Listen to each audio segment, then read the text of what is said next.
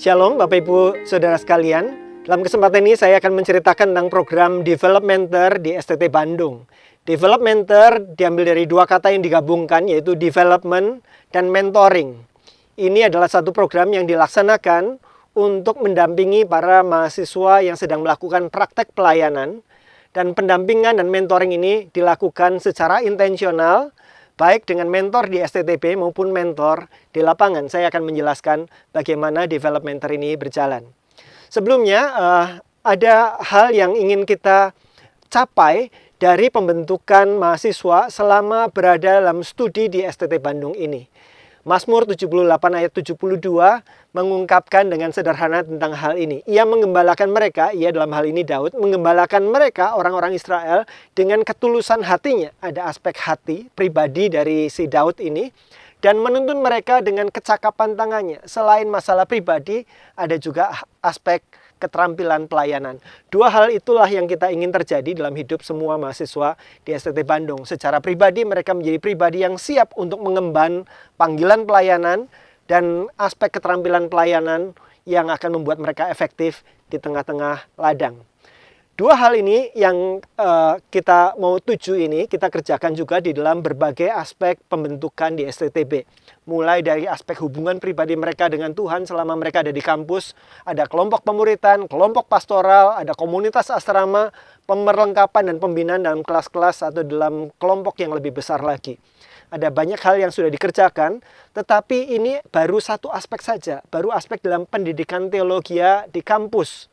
Nah, aspek yang lain yang sangat penting yang tidak bisa dihilangkan adalah aspek praktek di gereja atau di lembaga pelayanan, di mana di dalam gereja atau lembaga pelayanan ini para mahasiswa melakukan aplikasi dari apa yang sudah dipelajari, dan setelah mereka mengaplikasikan, mereka punya kesempatan untuk merefleksikannya, dan model ini akan mempersiapkan seseorang untuk sungguh semakin siap ketika mereka akan diutus ke berbagai tempat dan panggilan hidup mereka.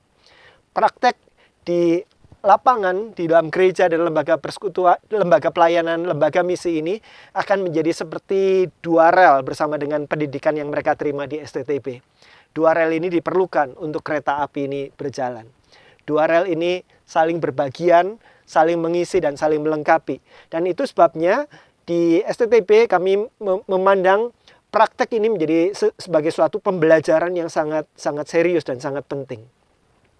Dan itu sebabnya kita perlu bersama-sama menjalin kemitraan di dalam memungkinkan supaya praktek ini menjadi sesuatu yang sangat berdampak dalam hidup para mahasiswa bagi persiapan pelayanan mereka. Tujuan dari praktek pelayanan adalah agar mahasiswa semakin diasah dalam hati dan keterbebanan mereka. Ini aspek pribadi. Hati mereka, keterbebanan mereka diasah. Serta semakin diperlengkapi di dalam wawasan dan keterampilan pelayanan. Ketika praktek mereka akan melihat aspek apa lagi yang mereka perlu pelajari, aspek apa yang mereka sudah baik, dan seterusnya, sehingga ini menjadi kesempatan untuk membuka wawasan dan keterampilan mereka. Sehingga mereka dapat melayani dengan efektif melalui pengalaman ini untuk pelayanan mereka yang akan datang. Ada tiga relasi yang kita ingin terjadi dengan sebaik-baiknya ketika para mahasiswa melakukan praktek pelayanan. Relasi dengan Tuhan, relasi dengan mentor, dan relasi dengan STTB. Kita mulai dengan relasi dengan Tuhan. Setiap mahasiswa ketika berada di kampus, kita berusaha supaya mereka mengalami pertumbuhan yang holistik.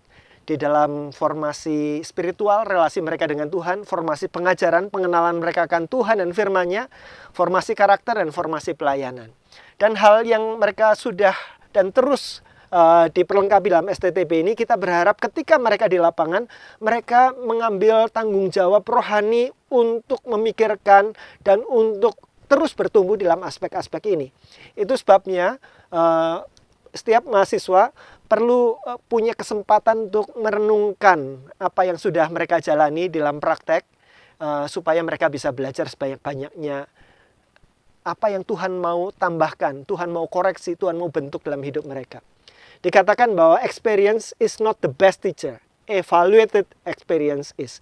Pengalaman itu bukan guru yang terbaik, kata Howard Hendricks, tetapi pengalaman yang dievaluasi, pengalaman yang direfleksikan, itu adalah guru yang terbaik. Sehingga ketika mahasiswa melakukan praktek pelayanan, mereka perlu secara khusus duduk diam di hadapan Tuhan dan mengevaluasi pengalaman-pengalaman pelayanan ini. Inilah relasi yang pertama. Para mahasiswa diminta menuliskan refleksi mereka dan rencana pertumbuhan mereka di dalam form tumbuh. Form tumbuh inilah form rencana pertumbuhan pribadi yang dilakukan dan diisi oleh setiap mahasiswa setiap bulan ketika mereka praktek pelayanan. Pada akhir bulan biasanya ini dilakukan, para mahasiswa mengisi refleksi dalam relasi mereka dengan Tuhan seperti apa. Di dalam pemahaman pengajaran mereka seperti apa, dalam karakter, dalam pelayanan mereka seperti apa. Dan refleksi ini membuat mereka memikirkan, kalau begitu saya akan mengembangkan diri dengan cara seperti apa. Saya akan belajar apa untuk aspek ini bisa berkembang.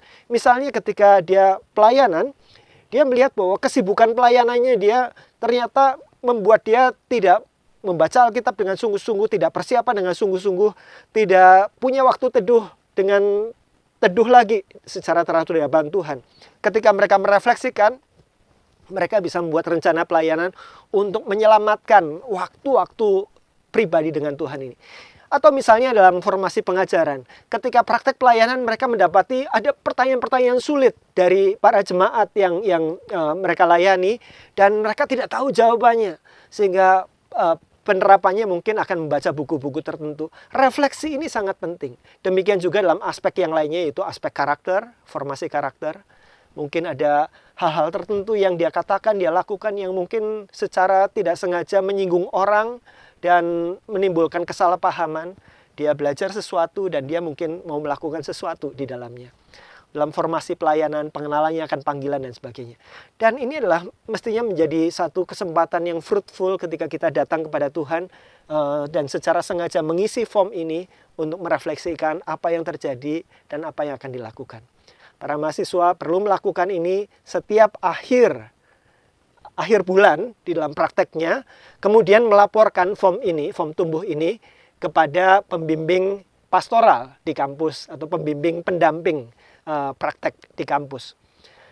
Dan ini dilaporkan, kemudian kita membuat janji ketemu untuk feedback dengan pembimbing pastoral di kampus yang memang selama ini sudah mengikuti pertumbuhan mahasiswa dari awal.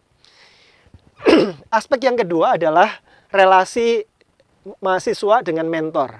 Relasi dengan mentor di lapangan ini adalah relasi yang luar biasa penting. Mentor akan mendampingi mahasiswa di dalam hal yang pertama, dalam perkenalan tentang kondisi dan kebutuhan yang ada di lapangan, di gereja atau di sekolah atau lembaga misi. Mahasiswa diberi orientasi tentang inilah situasinya, inilah kebutuhan-kebutuhan di sini, dan ini sistem kerjanya, dan ini tugas-tugas yang diharapkan untuk mahasiswa praktek ini bisa punya pengalaman di dalamnya. Jadi inilah pertemuan pertama dengan mentor, memberikan perkenalan. Checklist yang bisa dipikirkan untuk dibagikan di dalam pertemuan pertama ini adalah visi, misi, nilai, dan strategi dari gereja, lembaga pelayanan, atau sekolah. Struktur organisasi sehingga tahu harus berbicara tentang apa kepada siapa. Bidang-bidang pelayanan yang sedang dikerjakan, jadwal pelayanan, dan yang penting juga adalah do and don'ts. Karena setiap konteks memiliki do and don'ts-nya sendiri. Hal-hal apa yang sebaiknya dilakukan dan sebaiknya tidak dilakukan, supaya tidak menjadi sandungan atau menjadi hambatan di tengah jalan karena ketidaktahuan. Jadi hal ini yang perlu dilakukan pertama antara mahasiswa dan mentor. Yang kedua adalah penempatan. Mentor akan mengatur penempatan di bidang yang akan memberi kesempatan bagi mahasiswa untuk bisa belajar dan melayani sebanyak-banyaknya.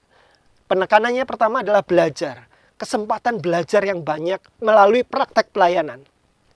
Dan yang kedua adalah kesempatan untuk berbagian di dalam melakukan pelayanan yang sedang dikerjakan di sana. Mentor akan mengatur tempat di mana memungkinkan aspek belajar dan melayani ini terjadi dengan sebaik-baiknya. Untuk aspek yang kedua ini, Bapak Ibu mentor sudah diperlengkapi dengan satu form yang dikirimkan oleh bagian kemahasiswaan yang menunjukkan tentang apa yang menjadi shape dari masing-masing mahasiswa yang dikirimkan. Shape singkatan dari spiritual gift, karunia-karunia roh. H itu adalah heart passion atau keterbebanan dia. E-nya adalah abilities, kemampuan-kemampuan dia. dalam musik, dalam bahasa, dan lain-lain. P-nya adalah personality, gaya kepribadian dia, dan experiences, pengalaman-pengalaman yang sudah dilalui. Informasi ini diharapkan akan dapat menolong para mentor untuk menempatkan di tempat yang tepat, bidang pelayanan yang tepat. Yang ketiga, para mentor akan memberikan pendampingan bagi perkembangan dan perbaikan pribadi dan pelayanan mahasiswa. Feedback yang disampaikan sambil mahasiswa itu melakukan pelayanan adalah sesuatu yang menentukan apakah mahasiswa ini akan belajar sebanyak-banyaknya atau tidak.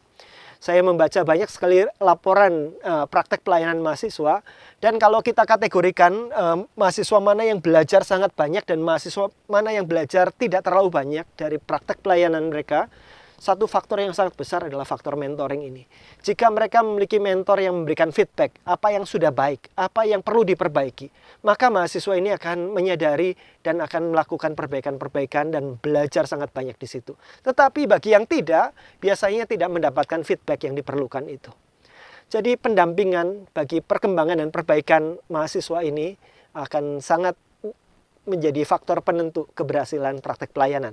Untuk itu ada satu form yang kami bagikan juga kepada para mahasiswa untuk mahasiswa isi, itu form rencana pengembangan pelayanan yang diisi oleh mahasiswa bersama dengan mentor ketika mereka melakukan relasi mentoring. Ini disebut sebagai form kembang. Kalau form yang pertama tadi form tumbuh, inilah form kembang.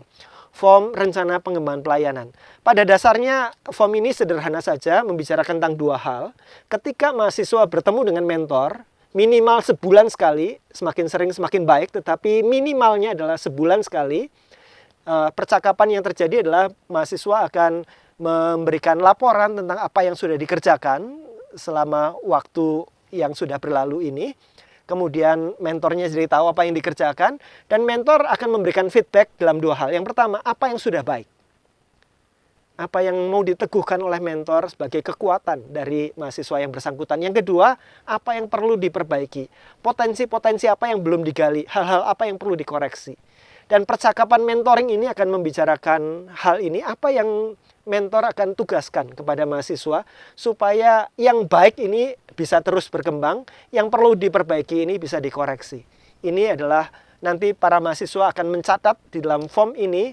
Form ini nanti akan dilaporkan juga oleh mahasiswa setiap akhir bulan bersama-sama dengan form tumbuh. Jadi setiap akhir bulan mahasiswa akan mengirimkan form tumbuh dan form kembang kepada kampus. Tetapi form ini hanya bisa diisi oleh melalui percakapan dengan mentor yang minimal 1 bulan 1 kali itu. Kemudian mentor akan memberikan paraf untuk accountability, dan setelah mahasiswa melakukannya dalam percakapan mentoring yang berikutnya, mentor juga bisa memberikan paraf bahwa menunjukkan bahwa apa yang sudah ditugaskan itu dilaksanakan. Inilah form kembang. Yang keempat, mentor akan memberikan penilaian melalui evaluasi 360 derajat bagi pengembangan mahasiswa yang bersangkutan dan penilaian tentang bagaimana performansi pelayanan dia. Form 360 derajat ini akan menolong mahasiswa, jadi fokusnya adalah pertumbuhan mahasiswa, perkembangan mahasiswa, untuk memahami hal-hal apa yang mungkin dia kurang sadari. Kita tahu tentang Johari Window ya, di sana ada aspek-aspek hidup kita yang kita tahu, orang lain nggak tahu. Tetapi ada aspek hidup kita yang orang lain tahu dan kita nggak tahu. Nah, untuk bisa memperluas apa yang kita ketahui tentang diri kita, kita perlu refleksi pribadi, tetapi juga perlu feedback dari orang lain. Dan 360 derajat ini adalah feedback yang diberikan secara 360 derajat. Pertama dari mentor sendiri, mentor memberikan feedback berdasarkan form dan isian-isian aspek-aspek yang perlu diamati dari mahasiswa ini, memberikan penilaian di situ dalam skala 1 sampai 5. Kemudian bukan hanya mentor, tetapi juga orang-orang yang dilayani. Orang-orang yang dilayani akan dipilih oleh mentor, dan ini anonim, mahasiswa tidak tahu siapa. Mentor akan memberikan form ini kepada orang-orang yang dilayani ini untuk memberikan penilaian.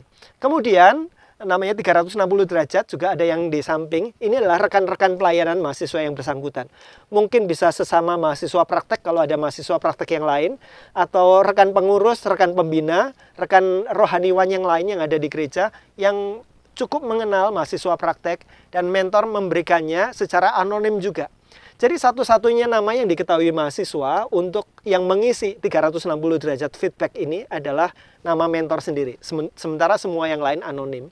Dan diharapkan ada sekitar 6 orang yang mengisi. Satu mentor berarti ada 5 orang yang lain. Katakanlah 2 orang yang menjadi rekan pelayanan, 3 orang yang dilayani, semuanya 6. Itu nanti mahasiswa sendiri akan menilai dirinya sendiri dengan form yang sama. Dan inilah penilaian 360 derajat yang diharapkan akan bisa menjadi cermin bagi mahasiswa untuk tahu apa yang dia perlu kembangkan selanjutnya dari hidupnya. Jika praktek pelayanan 1 tahun, maka 360 derajat feedback ini dilakukan 2 kali. Yang pertama di tengah-tengah pelayanan atau sekitar 6 bulan setelah dia melayani. Dan yang terakhir pada waktu akhir pelayanan. Untuk melihat apakah pre dan post ini ada perubahannya atau tidak. Nah, kalau praktek pelayanannya hanya berlangsung sekitar 3 bulan atau kurang dari itu, maka hanya dilakukan 1 kali untuk penilaian di bagian akhir. Yang terakhir, yang kelima adalah memberikan peringatan. Itu mentor bertugas untuk memberikan peringatan sesuai dengan etika praktek pelayanan STTB maupun tata tertib di tempat praktek masing-masing yang berbeda-beda.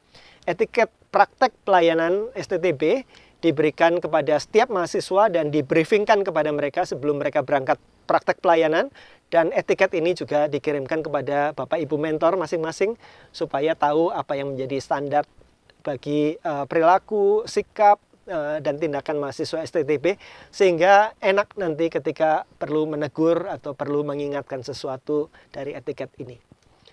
Nah, yang terakhir adalah relasi mahasiswa praktek dengan pihak STTB. Jadi dengan pihak STTB kita akan mendapatkan beberapa laporan. Yang pertama adalah kita akan melakukan pertemuan kelompok pastoral dengan mahasiswa. Pertemuan kelompok pastoral ini akan dilakukan biasanya pada awal bulan. Jadi pada akhir bulan mahasiswa menyerahkan form tumbuh dan form kembang. Berdasarkan form ini, pertemuan mentoring dengan pemimpin kelompok pastoral di STTB akan dilakukan sebulan sekali minimal, dan seperti di lapangan, di tempat praktek ada mentoring minimal sebulan sekali dengan mentor lapangan, demikian juga sebulan sekali dengan mentor di STTB dengan pembimbing pastoral. Nah, pada akhir semua kegiatan praktek ini, mahasiswa diminta membuat refleksi besar dari 4 aspek pertumbuhan yang sudah disebutkan tadi, dengan melampirkan semua form-form yang tadi sudah dijelaskan di bagian awal. Komponen penilaian meliputi form tumbuh, rencana pertumbuhan pribadi, bulan pertama, bulan kedua, bulan ketiga, dan seterusnya. Dan form kembang, ini adalah form yang diisi berdasarkan percakapan dengan mentor di lapangan, dan juga umpan balik 360 derajat, serta terakhir refleksi praktek pelayanan. Itu adalah komponen penilaian yang menentukan mahasiswa yang bersangkutan mendapat nilai berapa atau lulus atau tidak lulus untuk praktek pelayanan ini. Jadi harapan dari ini semua adalah supaya melalui semua proses developmenter ini, mahasiswa terus melakukan proses PDCA, plan, do, check, dan action. Mahasiswa merencanakan apa yang akan dilakukan bersama dengan mentor di STTB maupun mentor di lapangan, kemudian melakukan apa yang direncanakan, kemudian mengecek, mengevaluasi bagaimana yang selama ini sudah jalan. Apa-apa yang baik terus dilanjutkan, apa yang perlu diperbaiki untuk kemudian membuat rencana yang baru. Diharapkan kalau ini terjadi terus-menerus, maka seiring dengan berjalannya waktu, kualitas pelayanannya, kualitas hidupnya juga akan makin meningkat. Dan terus roda PDCA ini terus bergulir, semakin maju, dan diharapkan nanti mahasiswa akan semakin siap ketika waktunya mereka akan diutus ke dalam pelayanan di berbagai tempat dan berbagai bidang di dalam dunia milik Tuhan, dalam kerajaan Allah bagi kemuliaan Tuhan.